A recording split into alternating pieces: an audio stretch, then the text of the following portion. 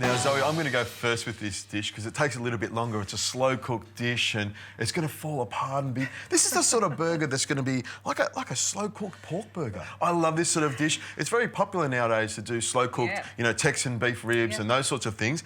But to put them in a bun with, you know, make a burger out of them, I think is fantastic.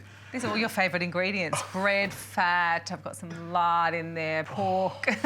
That's what I love about this cooking. Now, what I've got here is some beautiful piece of pork. This is pork belly, which comes from, you can tell the belly part, especially on me, does a lot of work, you know, so it's got a bit of fat in it. Now, what we're going to do, I'm going to get you to do, Zoe, first, is I've got a chilli here, a nice red chilli, not too hot.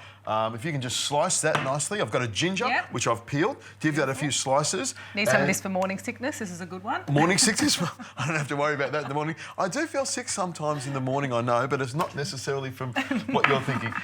There we go. So if you give them a rough chop, because we're going to throw it all into the pot and put it in the oven and cook it for a while.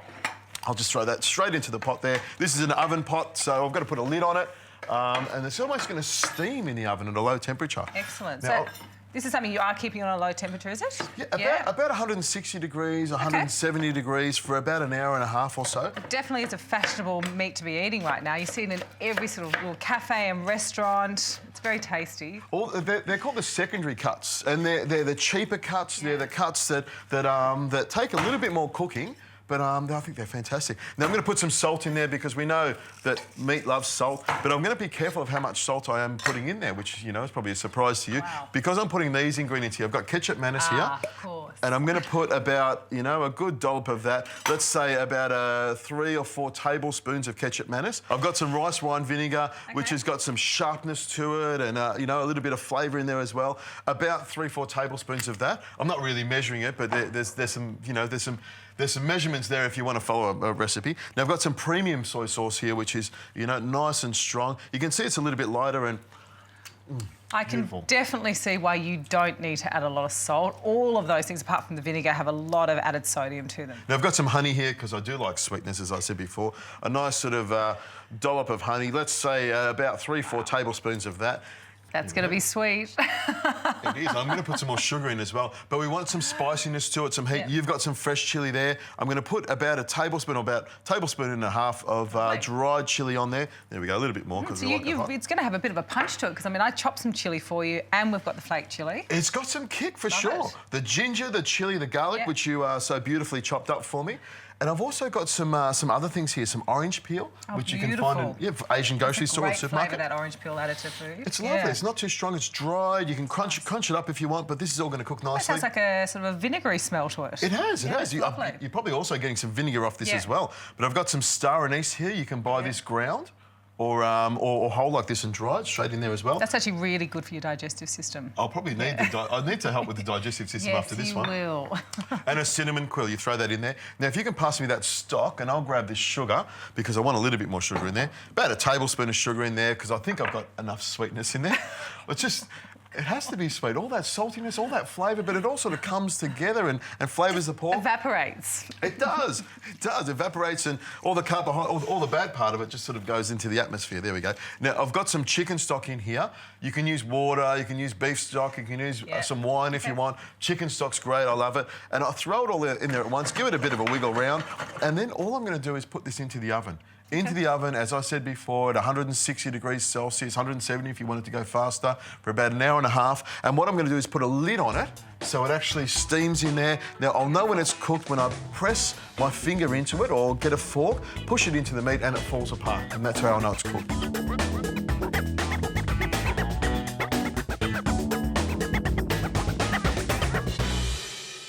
Now, Adrian, I know for you, burgers have to be highly indulgent, but for me, it's all about flavour. So I'm going to do a salmon burger, and it's actually going to be in a lettuce cup. I'm not anti-carbs. I love my bread, but this is just... It's just the way you say, in a lettuce cup. I like that. In a lettuce cup. All right, so what I need you to do, I'll just get you to chop these shallots for me. Yep. And basically what I've got is I've got some just good quality salt-reduced tinned salmon. I've got some wholemeal breadcrumbs, so about 2/3 of those are going to go into my mixture. Now, I do have 2 eggs, but I'm just going to start with 1 because I'm also putting a little bit of soy and lemon juice in it. So you just want to see the liquid because tinned salmon has a lot of liquid in it. Although we've drained this, I'll tell you what, the leftover egg, we can fry it and put it on top if you want. Fry it some butter and... You can fry it, but we're going to fry it in coconut oil. How about that? Oh, my goodness. That sounds way too... Sounds very tropical. 2 tablespoons of soya sauce. So this isn't... Yes, Is that enough for you? That's perfect. So that's just finely diced shallots. That's great. About 1/4 cup, I think. That's exactly what I was looking for. You want to crush that for me? And you can chop it seems you're so efficient on the chopping. And a little bit of lemon juice. Lemon zest is also really nice in this. I think the easiest way, this is my favourite way to juice a lemon, hand over the lemon, catches the seeds. All right, so you can see this is quite a wet consistency as it is. Just give that a really good mix, just with the back of your spoon. And I'm going to... See, I would be in there with my hands, just squishing it through my fingers, but you're doing it there. Look, I don't mind getting my hands dirty at all. I quite enjoy it, but... I'll put that straight in there. It's a coriander. There. Beautiful. Okay. Thank you, that's great. I actually am going to pop in just a little bit more of that egg. All right, now I'm going to give this a bit more of a stir. I'll make them into patties, but what I'd love you to do is we're going to do a lovely, yummy, fragrant and fresh yoghurt sauce. So I've just got some... Not tomato sauce? I'm going to make tomato sauce with the chips. Oh, okay. There we go. So beautiful quality fresh mint. I'll just get you to roughly chop that for me. I've got some Greek yogurt, but I like to use the full-fat yogurt here because I think it has a better flavour personally.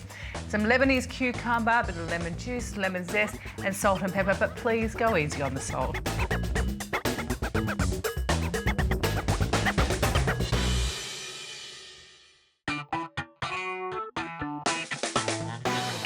So I'm just going to put the remainder of these breadcrumbs on my board. And I'm just going to make these into just little, a couple of mouthful-sized patties. I mean, I've got a big mouth, you've got a big mouth, so we can... I wouldn't even feel that in my mouth. It'd just be a little sort of wafer-thin piece of patty. It always makes me a little bit scared when he says things like that. All right, and I'll also just pop some heat on this pan. Can I get you to pass me the olive oil, please? Thank you. I'm using extra virgin olive oil, but I'm not going to have this up to really high temperatures. See, not too many of those breadcrumbs on the side, but just enough to give it a little bit of that crunch. Yeah. Oh, that smells gorgeous. Taste this and tell me what you think. All right, you'll have to put it into my mouth. There you go. Is that enough salt? You know what? Tiny bit more lemon zest. I'll do that. It'll be absolutely perfect for me, and that's delicious.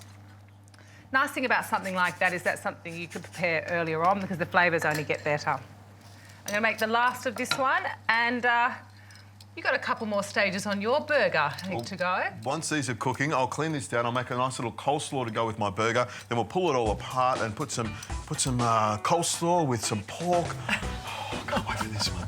And then we've got the salmon patties.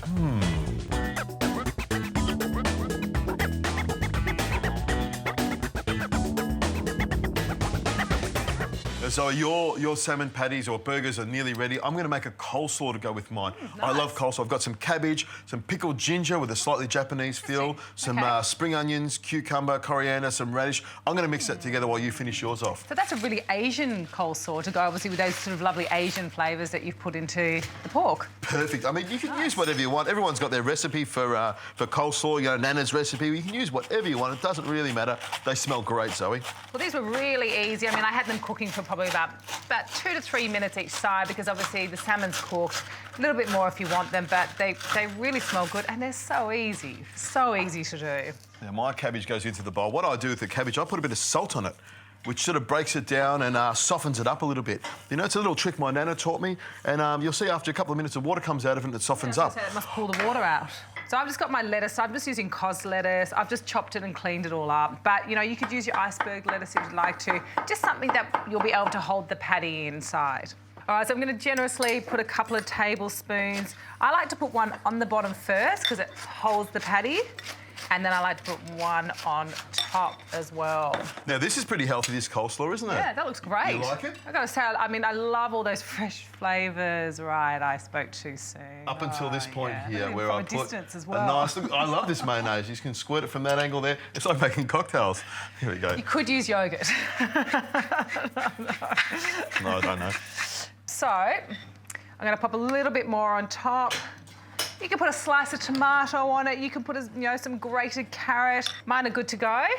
That looks great. The coleslaw's done. I think it's come together. Got my bread rolls. Can I cut them in half? That would be fantastic. Right. Slice them in half. I'll get my pork out of the oven. Look at that. You can smell it, can't you? It just fills the entire... Whoop, sorry. Sneak in there. It fills the entire kitchen. Oh, look at that. Wow. That is a serious bit of meat. Oh, they don't call him the meat man for nothing. oh, look at that. You can see it's gone down to a glaze. The pork's got a great colour to it. It's got a great smell to it as well. I can really smell like a lovely sort of caramelised honey flavour, and I can actually smell the salt in there as well. And you can see the meat just falls off the... I mean, I should let it rest for a little bit, but what I want is to see that glistening meat, all that lovely flavour coming out of it. Is there something wrong with these rolls for you? Because they look very wholemeally and multigrainy to me. I have a funny feeling that you put in the order for the bread for this one. I've got because I would put a nice white sliced bread, but a little bit of coleslaw on the bottom like that. Look at that, 3 of them. Oh, beautiful. You can see there's plenty of mayonnaise. There's nothing worse than having a coleslaw that doesn't have enough mayonnaise in it. A little bit of pork on there, look at that. Is that looking lovely? A little bit of chili. You can smell all the spices in the chili. And just in case you were thinking there was not enough of the good stuff on there, a little swizzle of mayonnaise just to round off the flavour. Look at that. All right, well, all right, look. You've got your burger, Zoe. I've got mine. What do you think? We should tuck into it and see what you think. All right, I'm going to go first. I'm going to let you know what I think of mine. That is great. Bet you it's got lots of flavour in there. Fresh coriander, minty flavour. Really, baby loves it. I love it. This one I'm not so sure about. I can tell from here. Now, what I'm going to do, Zoe, is just add some of the sauce from here. Can you see we've got the glazed stuff at the bottom? I've got the mayonnaise in there. Now, this is not going to go to waste. I'll pour some of that in there. Got to be careful. It'll make the bun nice and soft and gooey. I reckon there's a bit of pork fat in there as well. Oh. That is just dripping down his hands, by the way. That's great. That's great. I love that. That's the perfect base. He looks like the Joker. Well, you know what? This is, I believe, a really good balance to burgers. But burgers are missing something. You know, I do think traditionally they should always have chips with them. I'd have to agree with you, Zoe. This is a great burger on its own, but it needs some chips. I think that's what we'll do next.